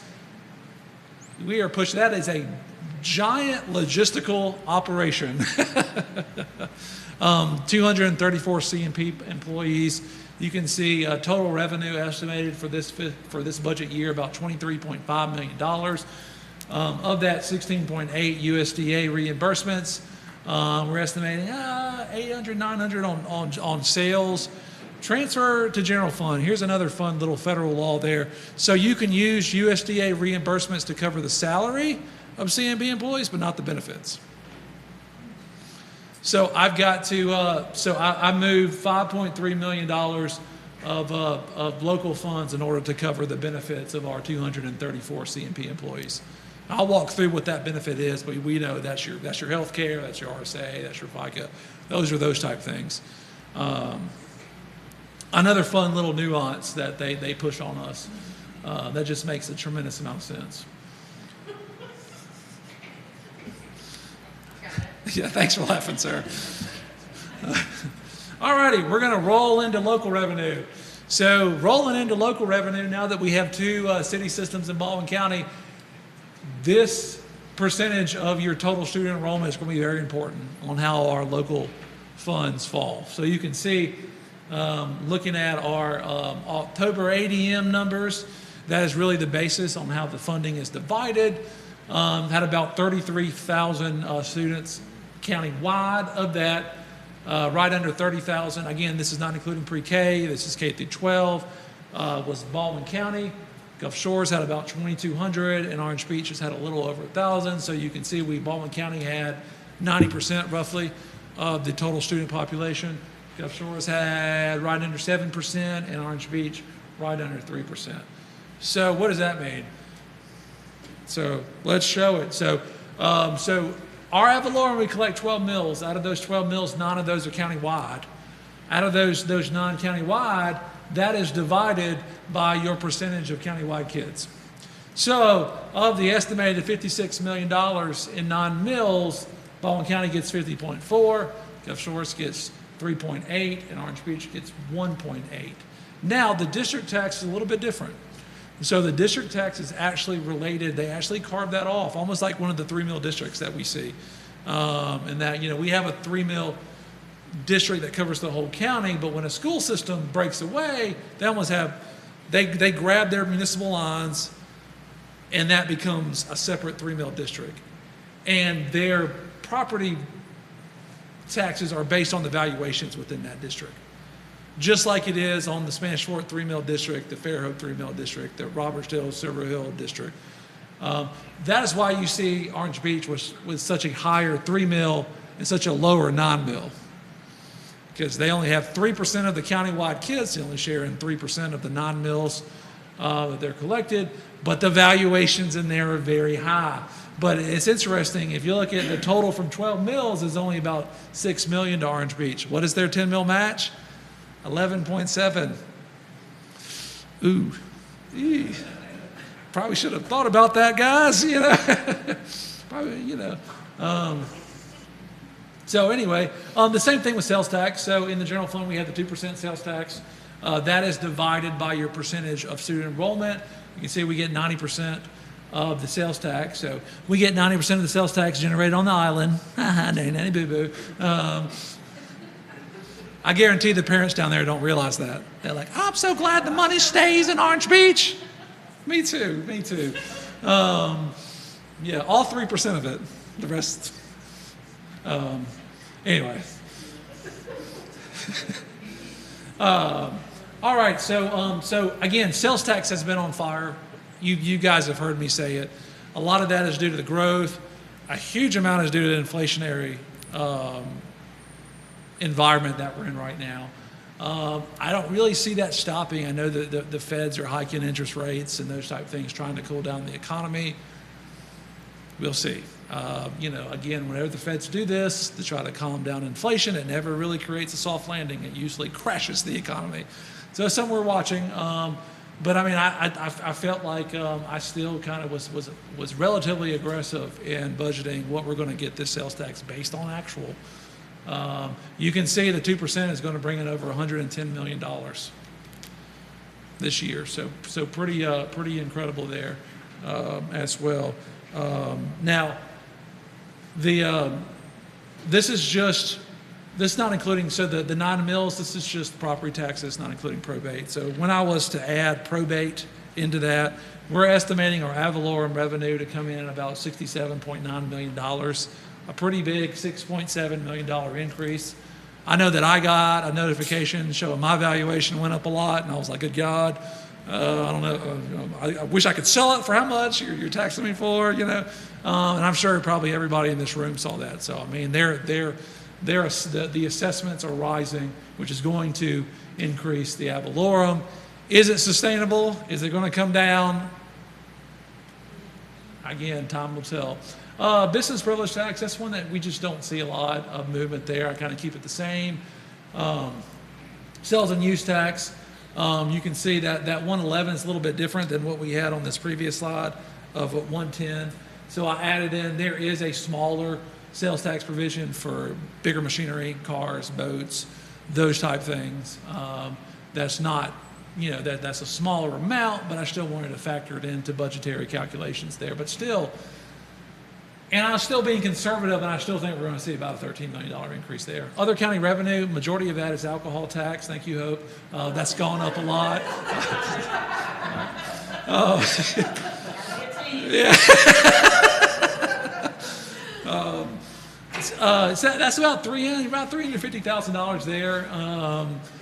Some other miscellaneous things there. You get like manufacturing, housing tax. You get The helping school tags is about $30,000 there. And then there's a little bit of oil and gas lease money that's starting to come back that we estimate we're going to get. That kind of makes up some of the miscellaneous other. I'm currently working and / screaming at Regions Bank because I need to get better interest rates on our deposits. So I'm working on that. I'll be coming to the board with kind of my plan on how to get us a better rate of return on our balance while still maintaining complete liquidity, allowing us to use it if we were ever in an emergency situation or those type of things. But the banks are not, the feds are raising it, and the banks are like they're not doing anything. And so I've got a couple of banks competing against each other so we can get a good competitive rate. So hopefully we can bring what was a very minuscule amount back into $50,000, $100,000, $150,000 of additional interest on our accounts. Other revenue, that is really after-school program. So our after-school program, I think almost every single site in all of Baldwin County has a waiting list. We just can't find workers. I mean, it's become a very, very challenging situation. But you see the increase in there just because there's a tremendous demand for it countywide. And if we could we have the money to pay them. If we could just find the workers to work in the school, then we could let in anybody who wants to come in. But that continues to be a very, very challenging area to staff. Yep. One of the issues with after-school care is the federal mandate under 504, which is that if you offer it for your United States, you can go in more for those with special needs. And a lot of our people that might staff the after-school care program, they're tired at the end of the day, and that's a lot to ask of a teacher or a para that has worked with a child like that. To do it the rest of the day, and then a lot of people just aren't equipped to work with them. So I think Jerry does her best to try to staff so that we can accommodate this. But we want to accommodate them, we just don't have people that are willing to work with them. And we don't want to compensate. So one of the things that we're looking at, and Kendall and Renee are building the teacher academy. And so one of the big things is that if we can have, high school students, if they can earn, I guess you can call it lab credits by working in the after school, getting credits for their class, we'll even pay them. So if we can get a lot of our high school students into the schools, earning class credits tied into the teacher cadet program and getting paid, it will reduce the amount of adults we'll need on the site to provide a supervision, and I think that is our solution. It's just taking a while to work through the curriculum side to do. But I'm excited about that. I think if we don't do that, we're going to continue to have a lot of problems and may even have to shut down certain sites because we just don't have workers. Teachers are tired. Paras are tired. We also we need them to drive buses. Too. So, I mean, we're like, we need you to work all day, we need you to drive a bus, we need something to do after school, and it's just very, very difficult, even with the financial incentives tied to it. So you can see the breakdown here of looking at our property versus our probate. Probate is your car tags and those type things. And we saw property, a nice jump up of $5.4 million. And as a percentage, a big jump up in probate. Probate's kind of it's kind of like sales tax. It's quicker as far as addressing the growth that comes in. Where ad valorem is a couple years behind some of these new developments and neighborhoods and those type things. All right, jumping into our three mill districts. John, Yes, sir. before you leave local revenue. Yes, sir. Do you know what the percentage of the money, the local revenue that we would get is used to be a state or federal requirement? So that's a good question. So of our $67 million in ad valorem taxes, about half of that is going to the 10 mil match. We're having to do a tremendous amount of local fund. I don't know off the top of my head, but you can see we are $10 million on SPED. We're having to cover a lot of local on ESL. We're having to do a lot. So, I mean, we're really having to, that's the challenging aspect, that with local, it's one pot of money and you have all these demands. You know, we use local funds to do construction projects. We use local funds to keep classes down. We use local funds to help with special ed, to help with ESL. We gotta take, you know, the 10 mil valuations off of what we receive in ad valorem. A good amount, and we have debt service that's tied in. Does that kind of?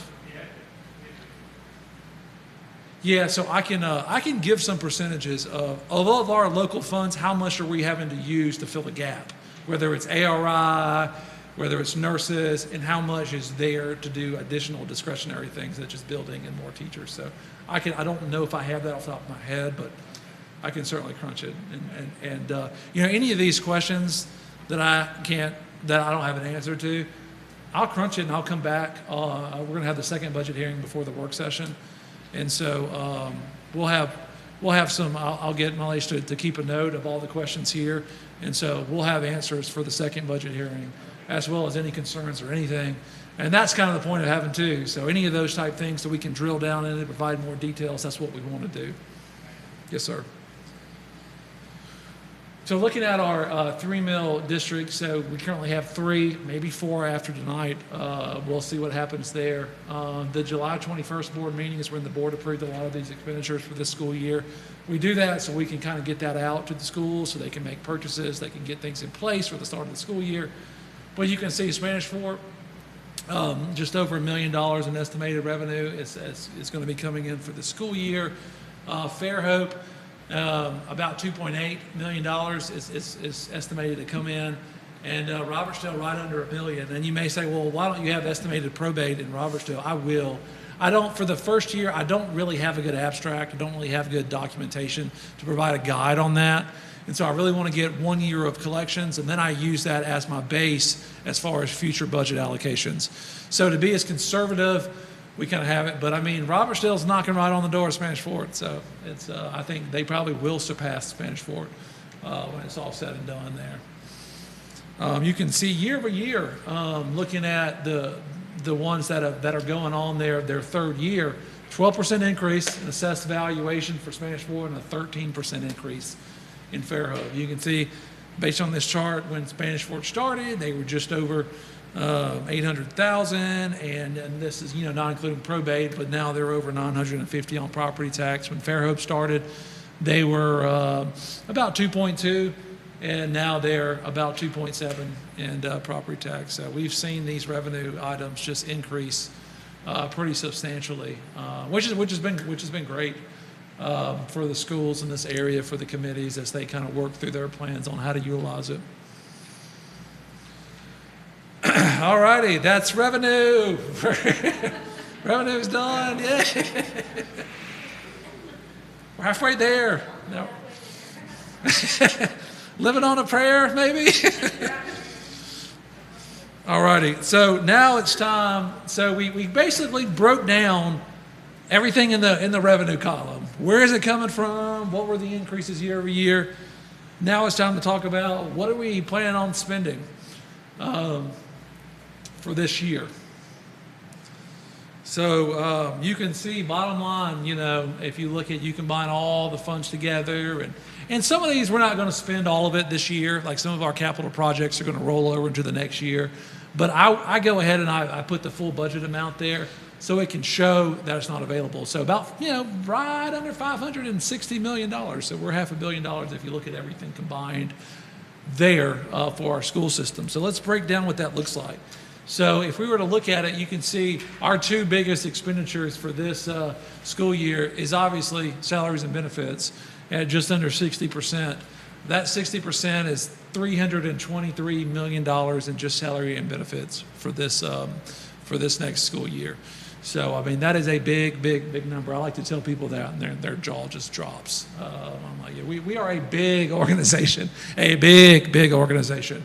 That's one thing. I don't want anybody to lose that. You know, again, when a lot of people see these numbers, and you know, it's hard to equate to it because, you know, it's so outside the realm of, you know, your household budget and those type of things. But we are a big organization. Number 2 is capital.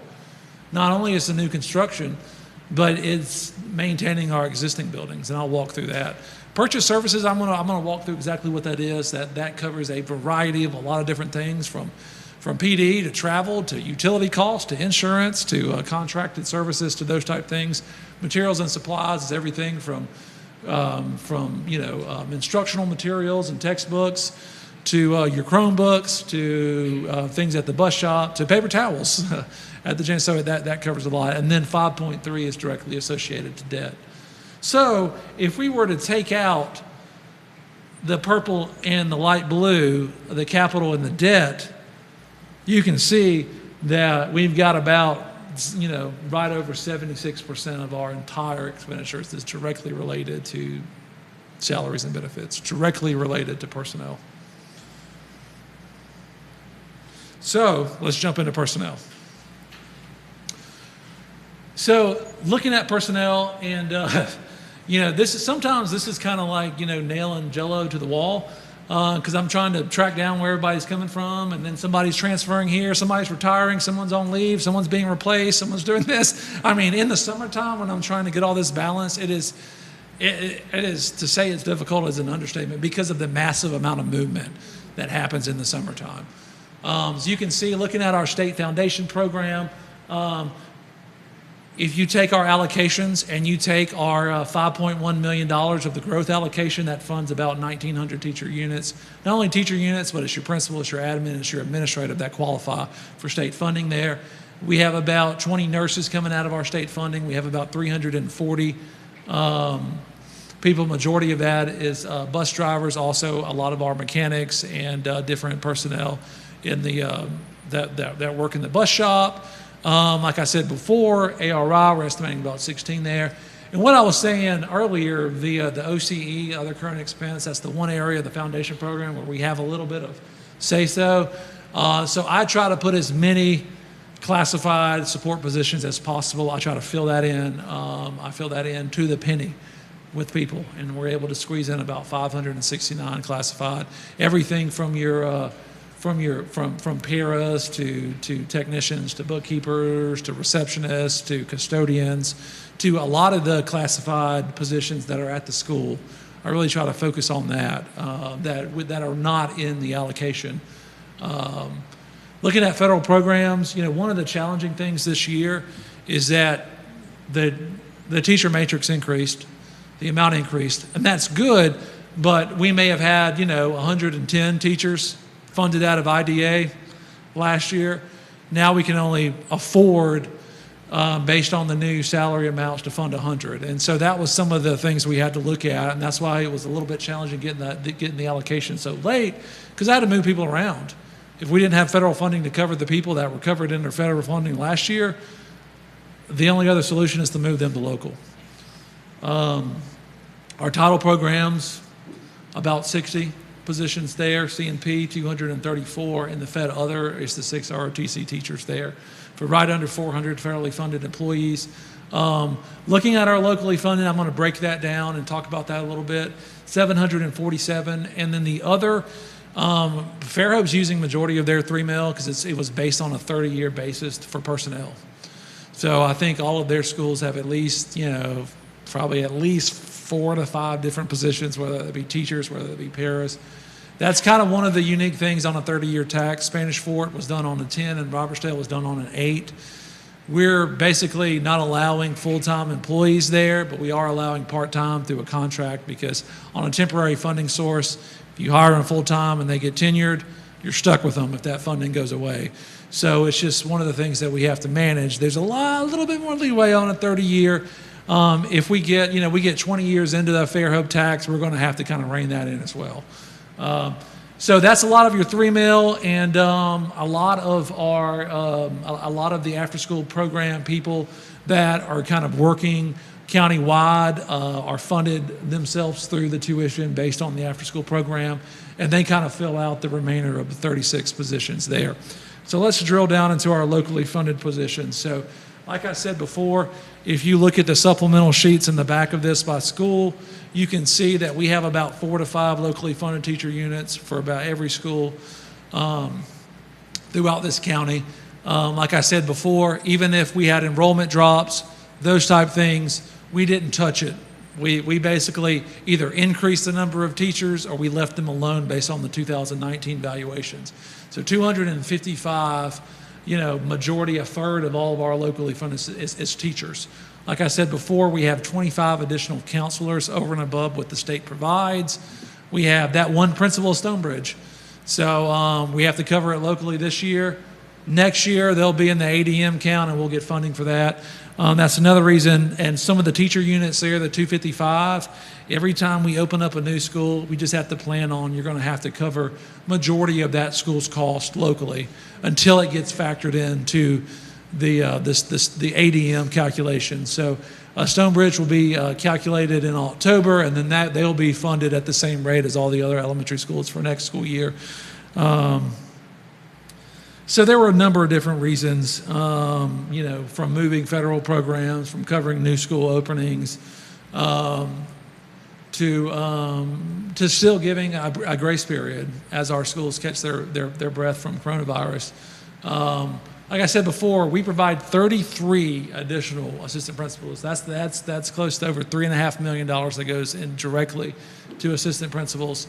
And this is something that I've brought up, when I've had the chance to talk about it, whether to our legislators, whether to the State Department. But they're taking some of our admin advisors, whether that be assistant principals, your counselors, those type things, and they're still using the accreditation numbers from 2014, and they haven't updated it. So, the fact that you have to have over 500 kids in an elementary school before you earn a full-time counselor, it's just not, that's just not in line with realistic expectations. That's another big area that we need them to look at. The money is there at the state level. It's time to do an adjustment. And that's not, and I know that the board doesn't agree with that, and that's why we fund 25 additional counselors. That's why we fund 33 additional assistant principals throughout the county, using that local pot of money that we have to balance all these things out. Other certified employees there, a lot of these can be itinerant employees, can be homebound teachers, it can be employees that move around, and a lot of the curriculum department would fall under that category.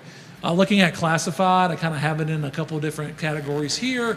Of the 92, I think I've got about 140 in OCE. I've got some in federal funding as well, and 92 locally. Majority of those are special education paras.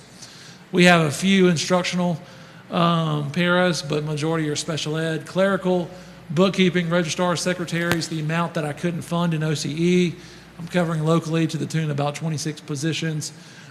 Technical category, that's your nurses, your LPNs, your social workers, those type things. What I couldn't fund in OCE, I'm covering about 96 of those. I'm also covering custodians, mechanics, a lot of our kind of maintenance department, whether it be HVAC guys or electricians or our building and grounds, custodians, a lot of that, 107. And I probably have another 150 or so in OCE as well. We're covering majority of bus drivers through our transportation funding. I'm still about 22. I'm probably about 25 to 26 as we've had to add some more routes due to overcrowding. And that's to be anticipated.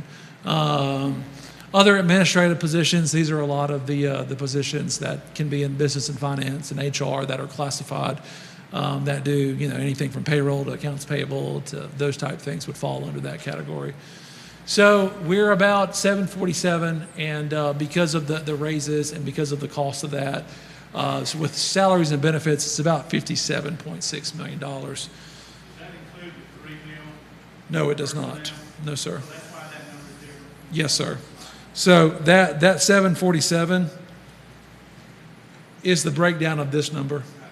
The 783 does include the 3 mil, and it does include some after-school funded personnel that's still classified in the range as locally funded, but it's not locally funded from the sales tax.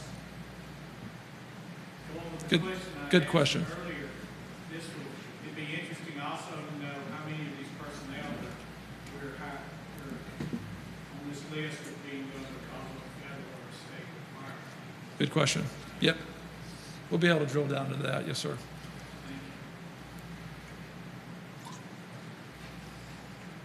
Okay, so how does that look like from a staff, from a costing perspective? So, going back to the dark days, Ms. Dawson, this probably brings back PTSD, I would imagine. So you can see, so back in 2009, we were close to this. Now, we only had 1% sales tax that we were collecting, and we are pretty close to where we are today. We had a lot smaller enrollment, those type things. The recession hit. There was a massive rift of, I think, over 800 people that happened. You can see, I think that we've been very appropriately addressing our locally funded units. And it's something I really try hard to stay on top of, because there's a lot of demands from a lot of different areas, like we've said. But I want to be responsible, but I also know that we have demands that we have to meet. 2020, this was where we funded enough, we funded, enough teachers to cover 8,000 kids in the virtual school, and we were taking anybody that had a teaching certificate. And so I said that yes, and I didn't touch the brick and mortar schools, but we funded over 100 teacher units that went directly into elementary and the high school virtual. That spiked up. I think Hope would tell you that, when they moved back to their school, we did a reassessment of a lot of those teachers. And a lot of them were non-renewed, and a lot of them just weren't up to the standard that we require in Baldwin County. Allowed us to come back to where we were this past year, start to reconcile. Really, the only area where we've done a lot of reconciliation has been on the virtual school, because it was just such a volatile movement in student enrollment. And here you have the 6% raise, you have the changes to the salary matrix, and you have some additional adjustments we've had to do, plus starting up a new school. So, yes, so we're at a new high there, but I'm okay with it, because it's manageable. So if we just take the 1% sales tax and we take kind of what we're estimating for this year, you can see, so we're following along with that. So we don't see a huge gap in what we're bringing in with our 1% revenue. Now remember, we have 2% revenue now. That other percent is going for a lot of capital projects, going for debt services, going for some other things, but we still have some money used to cover some of these type things. But it's something that we're going to have to look at. And this kind of goes into my next slide, in that the schools that are still not back up to their enrollment from pre-coronavirus, we're going to have to make adjustments to that. And so, and this is one area that I would say probably 95% of everyone in the county is not familiar with. But I want to get in front of it, because I know that sometimes as board members, you guys are put in challenging situations where you hear from a principal, like, well, John just cut me 2 units. I don't know what I'm going to do. John just cut me this. So we're very meticulous in how we do these type of things. There is a process, there is a reason. And I don't blame a principal for doing that, okay? They're looking out for their school. They want to advocate for their school. But a lot of times they don't see the big picture. And one of the big pictures that we have to monitor is comparability. What is comparability? So let's talk about that for a little bit. So it's a prerequisite to receive Title I funding, another federal requirement. It is calculated using state and local funds only. We have to do it every year. The 2 ways that we do this in Baldwin County is that you look at a student to instructional staff ratio, and the requirement, and I'll read you what it says, and I'll do the layman's terms of of how to translate it. So Title I schools are comparable if the average number of students per instructional staff does not exceed 110% of the average of non-Title schools. Layman's terms, Title I schools staff to student ratio cannot exceed 10% or more of the non-Title schools. Number 2, our Title I schools are comparable if the average instructional staff salary expenditure per student is at least 90% of the average non-Title I schools. Layman's terms, Title I schools instructional staff can't be lower than 90% of the non-Title schools. So this is challenging. They're not looking at your ESL population. They're not looking at your SPED population. They're treating it all, they're rolling it all up, and you have to make sure, and it's challenging for a big system, that we're meeting comparability throughout the system. So when we come to a school and we're like,